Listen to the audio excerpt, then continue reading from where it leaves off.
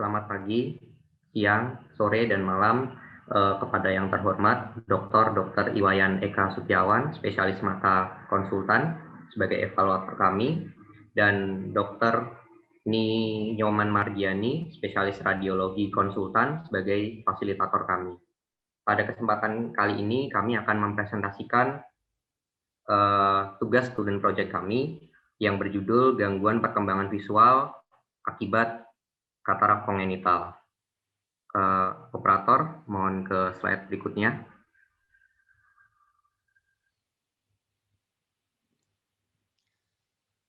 Baik, berikut adalah daftar nama anggota SGD kami. Slide berikutnya.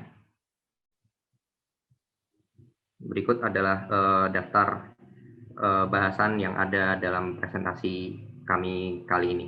Slide berikutnya.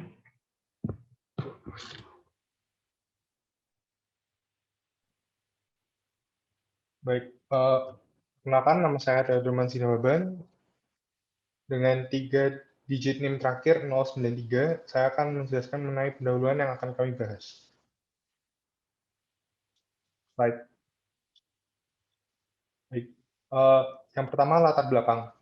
Katarak kongenital adalah suatu gangguan penglihatan di mana lensa menjadi keruh saat bayi lahir yang dapat menyebabkan kebutaan apabila tidak terdeteksi dan diobati sedini mungkin. Rumusan masalah yang akan kami bahas adalah apa definisi dan gambaran klinis dari katarak kongenital?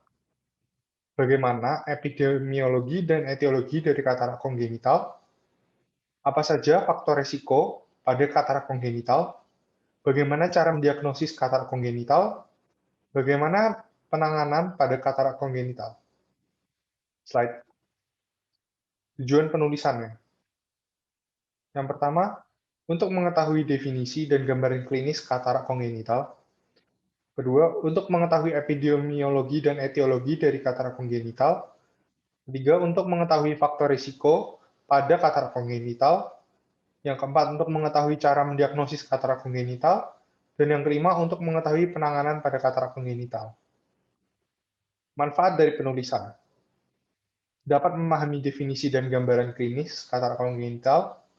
Dapat memahami epidemiologi dan etiologi dari katarak kongenital. Dapat memahami faktor risiko pada katarak kongenital. Dapat memahami cara mendiagnosis katarak kongenital. Dapat memahami penanganan pada katarak kongenital. Slide. Baik, perkenalkan, saya Putri Ardina Arsati Setiawan dengan 3 digit NIM terakhir 097. Di sini saya akan menjelaskan bab 2 mengenai isi. Next.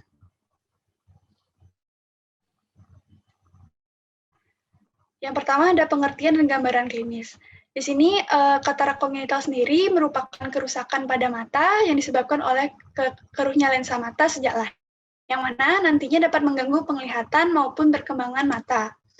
Untuk katarak kongenital sendiri, itu dapat diartikan juga sebagai kekeruhan lensa mata yang berujung pada kelainan mata, di mana refleks fiksasi mata belum berkembang secara baik, dan juga dapat memberi pengaruh besar dan berujung kepada kebutaan. Nah, untuk jenis katarak ini umum terjadi pada anak-anak maupun bayi usia 0-6 bulan dengan jumlah penderita laki-lakinya lebih tinggi daripada perempuan. Dan juga untuk perkembangan katarak kongenital sendiri, itu berkontribusi 5-20% pada kasus kebutaan pediatri di dunia. Lalu untuk di negara berkembang sendiri juga, katarak kongenital dapat menyebabkan berbagai masalah serius seperti kerugian ekonomi, beban sosial, dan dalam hal morbiditas. Oke, sekian dari saya. Next. Baik, mohon izin untuk melanjutkan slide sebelumnya.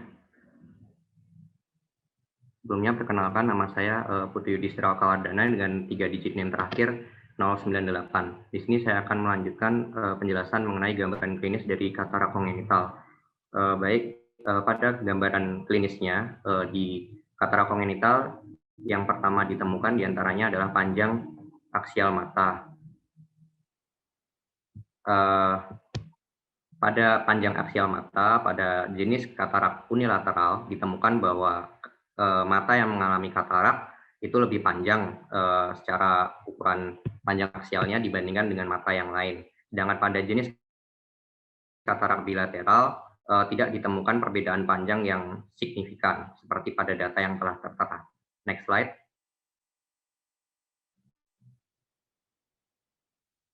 Kemudian gambaran klinis yang kedua adalah abnormalitas konkomitan. Pada abnormalitas konkomitan dibagi menjadi dua, yakni okulopati konkomitan. Kelainan yang paling sering ditemui adalah dua, yakni PHP dan retinokoroidal koloboma. Pada katarak unilateral itu banyak dijumpai panjang aksial mata yang pendek, terutama pada kelainan PHPV. Kemudian untuk kelainan sistemik sendiri, contohnya adalah yang paling banyak dijumpai congenital heart disease dan cleft lip and palate. Kemudian kita beralih ke yang gambaran klinis ketiga, yaitu leukokoria. Leukokoria ini dapat digambarkan sebagai suatu kondisi di mana ada pupil putih atau cat eye, yang mana pupil ini jika diperiksa terlihat normal, tetapi ketika diberi sinar mata, yang masuk itu yang menuju ke arah retina akan terhalang, sehingga dapat dikatakan kondisi yang patologis. Nah, katarak kongenital merupakan salah satu penyebab utama dari kelainan leukokoria ini. Penyebab umumnya itu lebih tinggi pada katarak kongenital yang berjenis unilateral. Next slide. Kemudian yang gambaran klinis terakhir adalah strabismus dan nistagmus. Pada strabismus itu lebih sering jenis katarak unilateral, dan untuk strabismus sendiri akan dibagi menjadi dua, yakni eksotropia dan esotropia. Untuk eksotropia, menurut data yang tertera, lebih sering ditemukan pada jenis katarak unilateral, sedangkan yang esotropia ditemukan lebih banyak pada jenis katarak yang bilateral. Untuk nistagmus itu berbalik, yakni lebih sering dijumpai pada jenis katarak bilateral apabila dibandingkan dengan strabismus yang banyak dijumpai pada katarak unilateral. Mungkin sekian dari saya, dapat dilanjutkan ke pembicara berikutnya.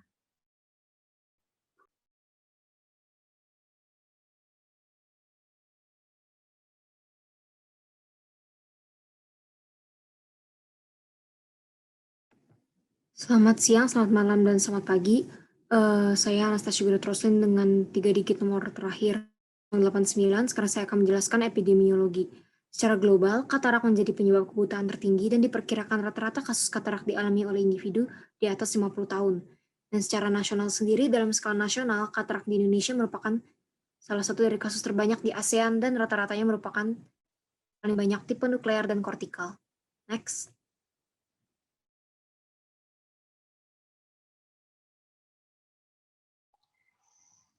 Baik, selamat siang, pagi, dan malam. Perkenalkan nama saya Anet Malinda dengan 3 digit NIM terakhir 092. Saya akan menjelaskan mengenai etiologi dari katarak kongenital. Katarak kongenital terjadi sebelum atau setelah bayi lahir, di mana bayi masih berusia di bawah 3 bulan. Terdapat beberapa faktor risiko yang menyebabkan katarak dan paling sering dikarenakan proses degeneratif. Faktor lainnya adalah faktor kongenital yang disebabkan oleh anomali dan susunan kromosom, lalu ada faktor trauma, yaitu dengan adanya trauma tumpul maupun trauma penetrasi pada mata, yang menyebabkan kerusakan fisik dan ketidakutuhan kapsul lensa, lalu ada faktor metabolik, yaitu kelainan endokrin dan biokimia yang menyebabkan katarak ini, kemudian ada faktor obat-obatan, yaitu penggunaan obat-obatan. Lalu secara etiologi, katarak dibedakan menjadi 3, yaitu katarak kapsul. Katarak kapsul itu merupakan katarak yang ada pada kapsuler atau korteks. Dan katarak letuler yaitu merupakan kekeruhan lensa yang tidak mengenai kapsul. Kemudian ada katarak juvenil. Katarak juvenil ini merupakan katarak kongenital atau trauma yang berlanjut dan terjadi pada anak usia 3 bulan sampai 9 tahun. Dan secara morfologi, katarak dibedakan menjadi 4, yaitu katarak polar anterior, yaitu katarak yang terletak di bagian depan lens mata dan umumnya berhubungan dengan keturunan. Jenis katarak ini dapat diantisipasi, tetapi dapat menyebabkan komplikasi intraoperatif seperti skidding capsular hexis dengan kegagalan mencapai capsular hexis lengkung yang berpusat dan adaptasi lensa yang memerlukan kapsulorhexis yang dilakukan dengan benar. Lalu ada katarak polar posterior muncul di belakang lensa mata, dan operasi pada katarak jenis ini tergolong sulit karena kerapuhan kapsul posterior dapat menyebabkan ruptur intraoperatif, mencegah pengangkatan nukleus dan aspirasi korteks yang tersisa. Lalu ada katarak nuklear yang terletak di bagian tengah lensa mata dan merupakan jenis yang paling sering muncul. Lalu ada katarak cerulean, yaitu yang biasanya ditemukan pada kedua mata bayi dan biasanya berhubungan dengan keturunan. Next. Baik, perkenalkan nama saya Anggia Manda Triana Devi dengan 3 digit NIM terakhir 088. Selanjutnya saya akan menjelaskan tentang screening dan diagnosis. Tes screening sangat diperlukan untuk mendeteksi katarak pada anak-anak sedini mungkin. Tes red reflex merupakan salah satu metode yang mudah untuk screening katarak kongenital yang dapat mengarahkan pada diagnosis awal sehingga pasien katarak dapat menjalani operasi dengan tepat waktu. Keunggulan tes ini yaitu cepat dan non-invasif yang digunakan untuk mengidentifikasi kekeruhan pada sumbu visual. Red reflex atau refleks merah akan tampak berwarna merah, oranye, atau kuning serta simetris pada kedua pupil. Namun jika saat pemeriksaan ditemukan keabnormalan atau tidak ada refleks merah, maka dapat mengindikasikan kelainan penglihatan. Berdasarkan American Academy of Pediatrics, screening refleks merah direkomendasikan pada bayi berusia 0-6 bulan, pada setiap kunjungan ke dokter umum serta bayi pada usia 6-12 bulan, 1-3 tahun, 4-5 tahun, dan lebih dari 6 tahun. Tes refleks merah ini menggunakan ophthalmoscope atau retinoskop di mana pemeriksa berjarak sekitar 2-3 kaki dari pasien. Selanjutnya akan dilanjutkan oleh teman saya. Sebelumnya, perkenalkan saya Azam Eros Fadila dengan 3 digit NIM terakhir 094. Saya akan menjelaskan tentang prosedur untuk melakukan tes red reflex. Jadi yang pertama, tes red reflex ini jauh lebih mudah dilakukan pada ruangan yang gelap. Maka dari itu dianjurkan untuk mematikan lampu, menutup gorden, atau melakukan pemeriksaan di ruangan yang tidak berjendela.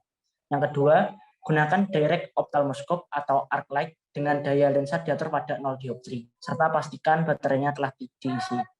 Yang ketiga, duduklah kurang lebih 50 cm. Pegang ophthalmoscope dekat dengan mata Anda.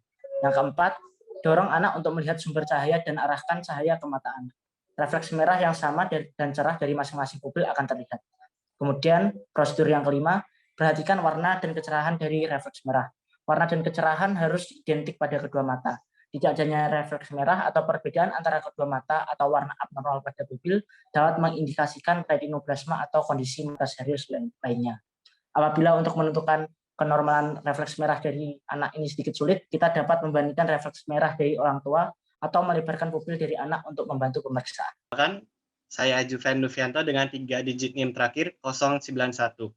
Jadi untuk prognosisnya, katarak kongenital ini bisa diiringi dengan anomali mata lainnya, seperti hiperplasi vitreus, disgenesis segmen anterior, jadi itu pada kornea, iris, atau lensa, sehingga itu bisa menyebabkan kenaikan resiko menjadi glaukoma.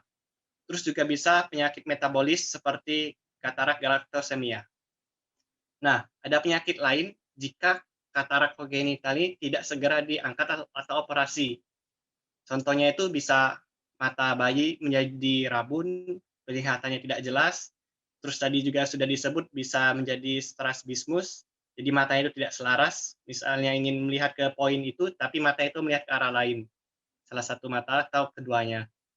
Terus juga tadi bisa meningkatkan resiko menjadi glaukoma. Karena itu tekanan pada dalam mata itu meningkat. Dan yang paling parah itu dia bisa menyebabkan kebutaan. Untuk selanjutnya akan dilanjutkan oleh teman saya. Baik, saya izin untuk melanjutkan presentasinya. Sebelumnya perkenalkan nama saya Felix dengan 3 NIM digit terakhir 099. Baik, tidak hanya itu, komplikasi juga dapat terjadi setelah dilakukannya operasi pengangkatan katarak, khususnya pada pasien katarak kongenital.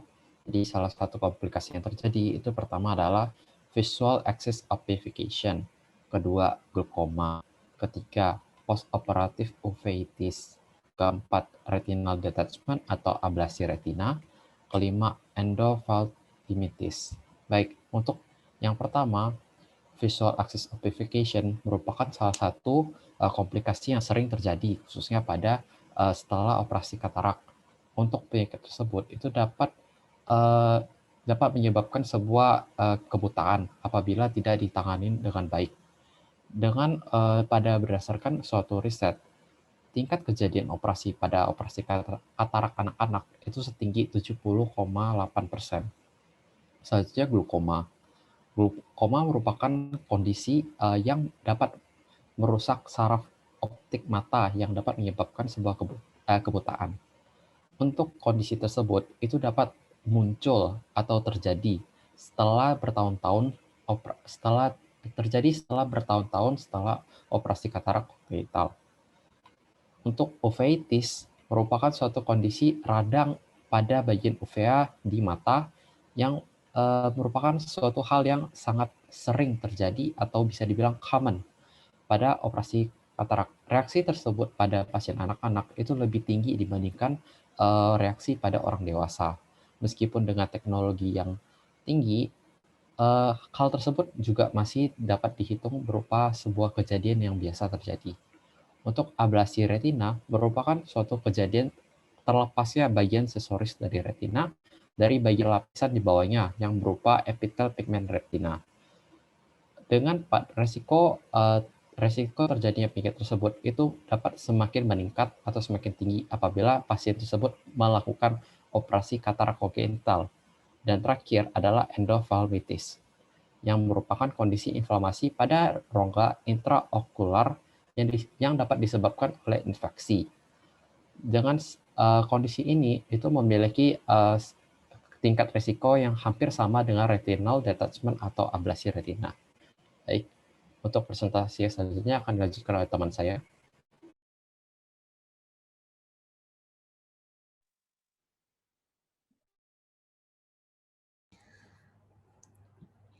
Baik, saya akan melanjutkan. Perkenalkan, nama saya Alamanda Chandra dengan 3 digit NIM terakhir 086. Jadi untuk manajemen katarak kongenital itu dapat diatasi dengan beberapa cara dan tidak melulu menggunakan operasi. Jadi untuk non-surgical itu biasanya dilakukan untuk yang kekeruhannya itu masih kurang dari 3 mm dan itu observasinya harus intensif dan ada terapi untuk anti stimulasi amblia. Jadi kalau contohnya yang tidak perlu dioperasi itu seperti katarak parsial bilateral. Biasanya tipe katarak yang ini tuh nggak perlu operasi. Cuman kalau misalnya di suatu kasus dia tuh kayak meragukan antara operasi atau tidak, lebih baik kayak delay dulu operasinya, lalu observasi yang ketat. Selanjutnya untuk katarak parsial unilateral, jadi katarak ini masih bisa diobservasi atau dirawatnya secara non-pembedahan dengan dilatasi pupil dan terapi pencegah amblyopia dengan oklusi kontralateral. Selanjutnya untuk prosedur yang menggunakan pembedahan atau surgical, dia ini biasanya ada tipe-tipe tertentu. Terus harus diperhatikan waktu dalam pelaksanaan operasi tersebut. Contohnya untuk katarak total bilateral, operasi ini dilakukannya pada pasien yang baru berumur 4-10 minggu. Karena kemungkinan besar kalau udah lebih dari itu akan fatal nantinya. Jadi untuk mencegah perkembangan stimulus amblyopia tersebut. Jadi kalau misalnya nih dia kan bilateral, berarti ada di kedua mata. Kalau misalnya yang opasitasnya itu berbeda gitu, asimetris, mata yang lebih keruh itu harus ditangani terlebih dahulu. Terus selanjutnya ada contoh untuk katarak total unilateral. Dia sebenarnya nggak ada konsensus waktu tertentunya, cuman waktu batas akhirnya itu adalah 6 minggu. Nah, jadi intervensi dininya itu lebih baik antara 4-6 minggu, terus diikuti terapi anti amblyopia.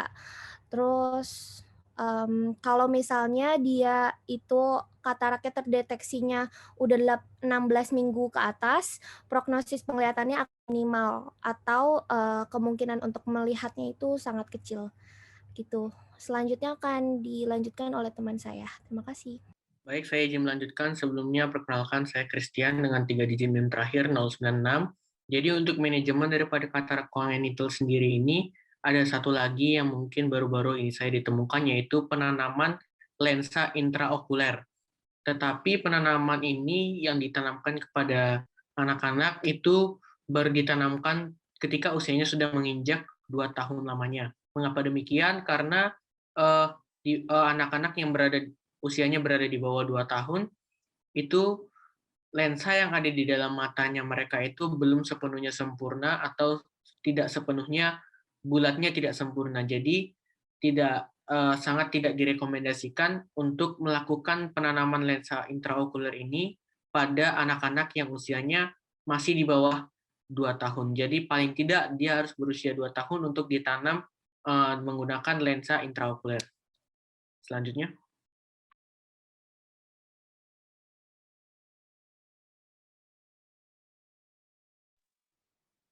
Baik, saya Taji dengan 3 digit yang terakhir 087. Saya akan menjelaskan bagaimana. Bisa next slide. Jadi katarak kongenital ini merupakan suatu kelainan visual pada bayi, yaitu adanya keruh pada lensa mata bayi, dan ini ada pada saat sebelum atau segera sesudah bayi dilahirkan. Dan ini dapat menyebabkan gangguan pada perkembangan dari visual pada bayi tersebut. Nah, dan Indonesia sendiri merupakan salah satu negara dengan kasus katarak yang paling tinggi di Asia Tenggara. Dan untuk metode diagnosisnya ini menggunakan metode test red reflex, dan untuk manajemennya itu ada 2, ada yang menggunakan non-surgical, yaitu dengan terapi ambliopia, dan juga dengan menggunakan surgical, tapi dengan disesuaikan dengan tipe-tipe kataraknya. Next slide. Oke, jadi ini adalah daftar-daftar referensi yang kami gunakan dalam penyusunan student project ini. Bisa di next slide.